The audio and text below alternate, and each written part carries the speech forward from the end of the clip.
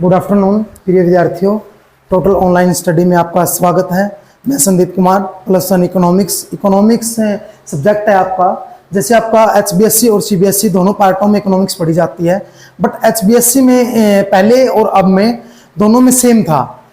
+1 में आपको इकोनॉमी पढ़ी जाती थी। इकोनॉमी के 2 पार्ट्स थे, स्टैटिक्स एंड इकोनॉमी प्लानिंग। और +2 में आपको माइक्रो एंड मैक्रो पढ़ा जाता था, बट इन्होंने अब थोड़ा सा उल्टफेर किया है। HBSC में सेम है, बट CBSE में इन्होंने क्या किया, माइक्रो +1 में मतलब 11वीं में ले आइए और स्टैटिक्स और माइक्रो इन्होंने 11वीं में बना दिया, और प्लानिंग और मैक्रो इन्होंने +2 में बना दिया। ये जोड़ा है, ये जो पेयर है, ये है CBSE वालों के लिए। और जो HBSC वालों के लिए है, HBSC वालों के लिए सेम है।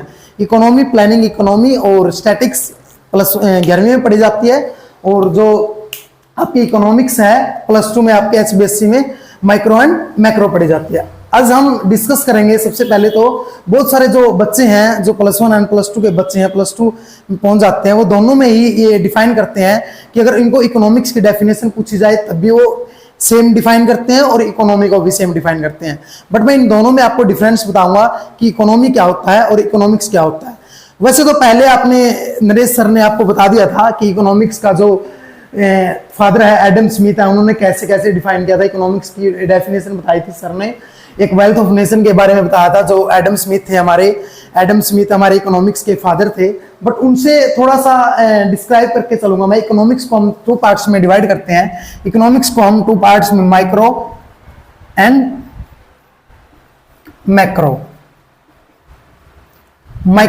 मैक्रो दोनों में डिफाइन किया था। जो इकोनॉमिक्स के फादर हैं, मैं यहाँ पे लिख देता हूं, फादर हैं जो इकोनॉमिक्स के, जो टोटल इकोनॉमिक्स के फादर हैं, वो एडम स्मिथ हैं। क्या है बच्चों, मेरे प्रिय विद्यार्थियों, क्या है? Adam Smith.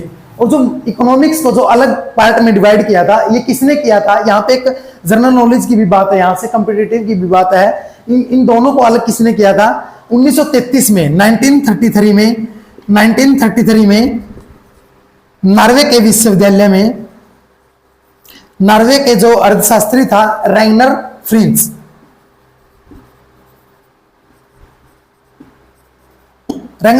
ने इनको अलग करने का काम किया था 1933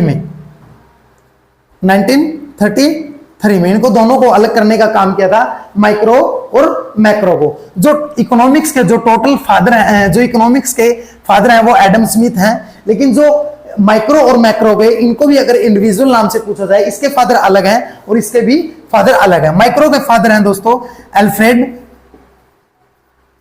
मार्शल, और इसके फादर हैं दोस्तों, दोनों में फादर की बात हो रही है, और इसके फादर हैं दोस्तों James Keynesian, JM Keynesian.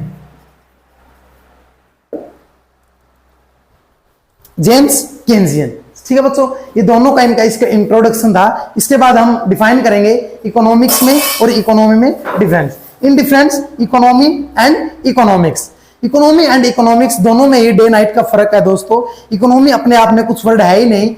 Economics तो एक, जब तक उसके आगे किसी कंट्री का या किसी स्टेट का, इवन किसी विलेज का भी नाम जब तक नहीं लगाया जाए, तब तक वो अपने आप में कॉम्प्लीमेंट्री वर्ड है, तभी तक वो अपने आप में एक प्रॉपर वर्ड है ही नहीं। इकोनॉमी तो किसी की भी हो सकती है। इकोनॉमी मान लीजिए, आप सपोज कीजिए आप क्रिकेट मैच देखते हैं, क्रिकेट मैच की मान लीजिए, सपोज कीजिए एक इनिंग एंड हुआ, एक इनिंग का समाप्त हुआ, और इनिंग के समाप्त होने के बाद आपने देखा होगा कि फॉर एग्जांपल जसप्रीत बुमराह ने 10 ओवर फेंके, उसमें से 4 मार्जिन फेंके और 6 ओवर में उसने 30 रन दिए। जो टोटल इकोनॉमी रही उसकी, वो रही 3 की, कि 10 ओवर में उसने 30 रन दिए, वो रही 3 की। उसके बाद आपने देखिए, आपने मोहम्मद शमी का देखिए, मोहम्मद शमी ने 10 ओवर फेंके, उसमें देखिए आपने 10 ओवर में उसने 2 ओवर मैडन फेंके, उसने 50 रन दिए, उसकी टोटल इकोनॉमी रही 5 की। ये होती है इकोनॉमी। एक आपने देखा होगा, जो पुराने मॉडल थे गाड़ी के या बाइक के देखे होंगे, उसमें मीटर के अंदर इकोनॉमी लिखा होता है। इकोनॉमी का मतलब यही होता है कि इसकी इकोनॉमी क्या है। एक इंडिविजुअल, एक सेपरेट, एक वेरियस पर्सन की भी इकोनॉमी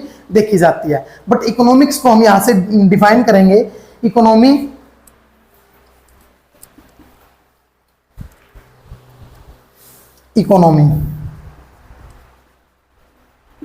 इकोनॉमी है, एक प्रोसेस है, एक सिस्टम है, एक प्रोसेस है एक सिस्टम है किसका, एक प्रोसेस है, एक सिस्टम है किसका, जिसको एक जनरेट करता है, ये जनरेट करता है या फिर ये प्रोवाइड करता है पीपल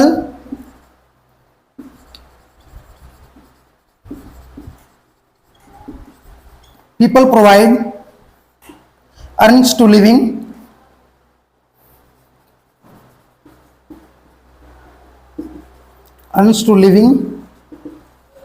एंड वर्क। ये दोनों में ये काम करता है, पीपल्स लोगों को प्रोवाइड करता है earn to living and work, कि किस प्रकार से अर्न को लिविंग करना है, हमने कैसे कमाना सीखना है और कैसे उसके ऊपर काम करना है। आपने देखा होगा, आपने सुना भी होगा इन एनिशियंट टाइम में, एनिशियंट पीरियड में क्या होता था, जो अधिमानव होते थे वो पेड़ पौधों के साथ मतलब फल फूल खाते थे और ऐसे ही गुजारा करते थे। उनको मतलब कोई किसी प्रकार की मतलब कोई किसी प्रकार का वो मतलब रॉ मटेरियल से वो मैन्युफैक्चरिंग में ज्यादा तैयार नहीं करते थे। उससे क्या होता था, धीरे धीरे इकोनॉमी आई, उनके लोगों में उनको प्रोसेस का पता लगा, पीपल का पता लगा, लिविंग स्टैंडर्ड का पता लगा। लिविंग ऑफ स्टैंडर्ड से क्या हुआ, उनके जो काल में, जो उनके जीवन में थोड़ा सा बदलाव आया, रॉ मटेरियल से वो मैन्युफैक्चरिंग की तरफ जाने लगे, उसको एक तैयार माल के रूप में बनाने लगे। धीरे धीरे एक प्रोवाइड आया। इकोनॉमी को हम तीन पार्ट में डिवाइड करते हैं, फर्स्ट है प्रोडक्शन, सेकंड है दोस्तों कंजप्शन, और थर्ड है आपका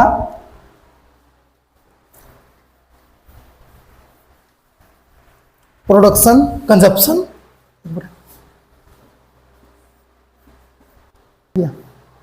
production consumption and capital formation. Capital formation का अदर नेम है इसको हम अदर नेम से भी कॉल कर सकते हैं इन्वेस्टमेंट। प्रोडक्शन होता है जब हम रॉ मटेरियल को यूजफुल थिंकिंग्स में यूज करते हैं। रॉ मटेरियल्स को कच्चे माल को यूज करने के बाद जब हम यूजफुल थिंग्स बनाते हैं, जो वस्तुएं बनाते हैं उनको यूज करने के लिए, वो एक प्रकार से प्रोडक्शन होता है। कंजप्शन आपका वही होता है जो आपका एक फाइनल गुड्स के लिए, जो आपका एक लास्ट गुड्स बोली जाती है, जो आप बिल्कुल एक प्रॉपर तरीके से आप मैक्रो में पढ़े जाती है। फाइनल गुड्स होती है, इंटरमीडिएट गुड्स होती है। फाइनल गुड्स का मतलब होता है जो डायरेक्ट ही कंजप्शन कर ली जाती हैं। जैसे मान लीजिए, मैं आपको एग्जांपल के तौर पे बता देता हूं, मान लीजिए दूध है, मिल्क है, अगर आपको उसको डायरेक्ट पी लिया जाए तो क्या है, एक प्रकार से अंतिम गुड्स है, मतलब फाइनल गुड्स है।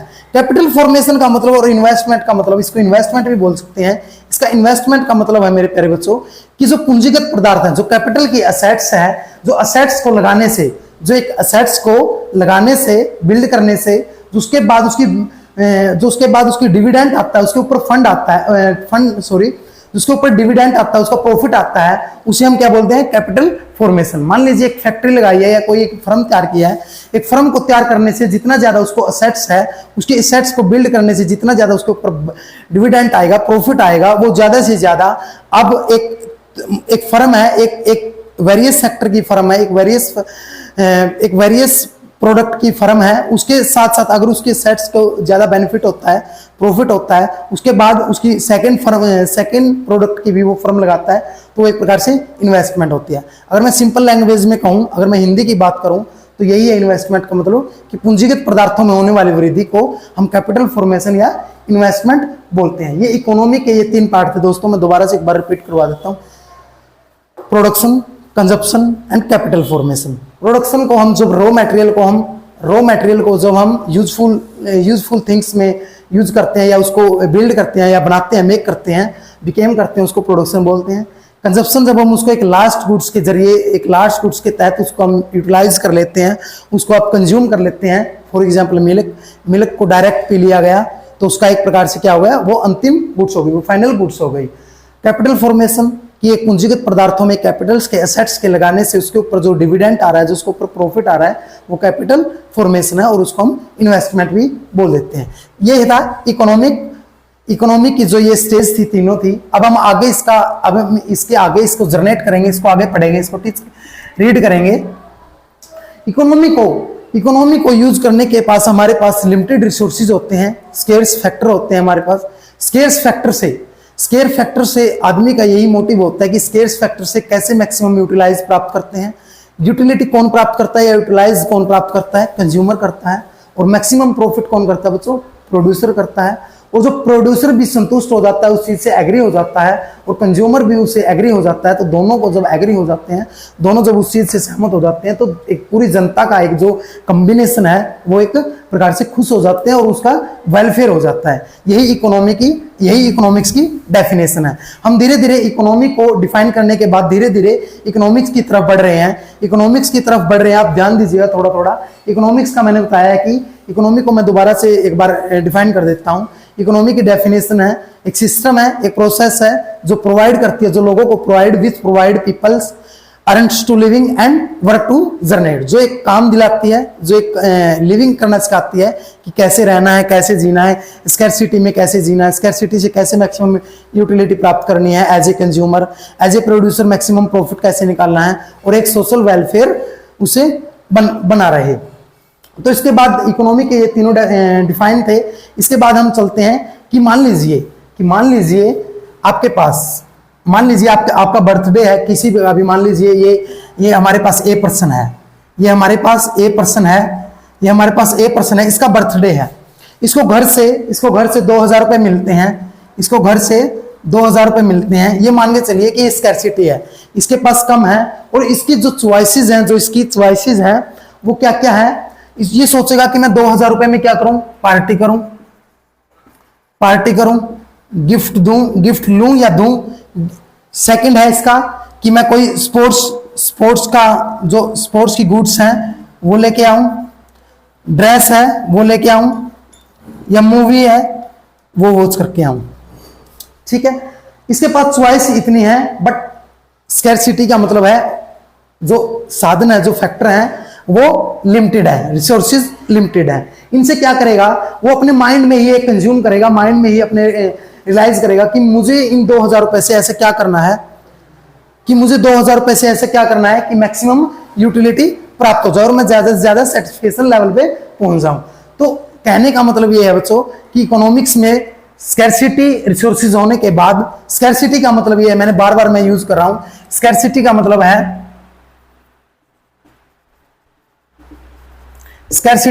है डिमांड ग्रेटर देन सप्लाई। यहां पे इंपॉर्टेंट बात है, डिमांड ग्रेटर देन सप्लाई।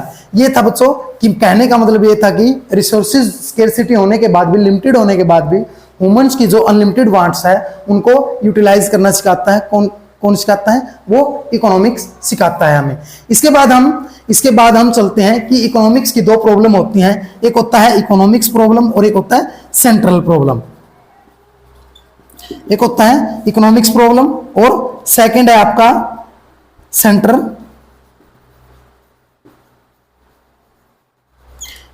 फिलहाल के लिए, आज के लिए हम ये इकोनॉमिक्स की जो प्रॉब्लम है वो पढ़ रहे हैं हम, न कि सेंटर की प्रॉब्लम। इसको हम नहीं पढ़ रहे, इसको हम डिफाइन कर रहे हैं। इकोनॉमिक्स की प्रॉब्लम क्या है? इकोनॉमिक्स की प्रॉब्लम की डेफिनेशन यही है कि जो चॉइस होती है, इसका मतलब यही होता है कि चॉइस को कैसे सिलेक्ट करना है, ये मैंने आपको बता दिया। यही इसकी इकोनॉमिक प्रॉब्लम को सॉल्व करने की एक प्रकार से चॉइस ऑफ इकोनॉमिक्स बोल सकते हैं, चॉइस ऑफ प्रॉब्लम बोल सकते हैं। जो इसकी समस्या को हल करती है वही एक प्रकार से इकोनॉमिक्स प्रॉब्लम होती है। इसके बाद यहां से क्वेश्चन पुट होता है, क्वेश्चन जनरेट होता है यहां से कि the reasons of economics behind problem. यहां से क्वेश्चन पुट होता है कि reasons behind in economics, behind in economics. इसके पीछे 3 रीजन है। सबसे पहला आपका स्कैरसिटी ऑफ रिसोर्सेज, ये आपका फर्स्ट। सेकंड आपका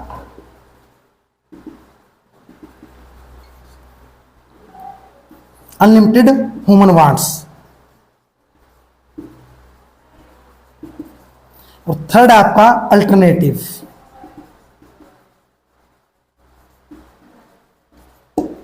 अल्टरनेटिव यूजेस।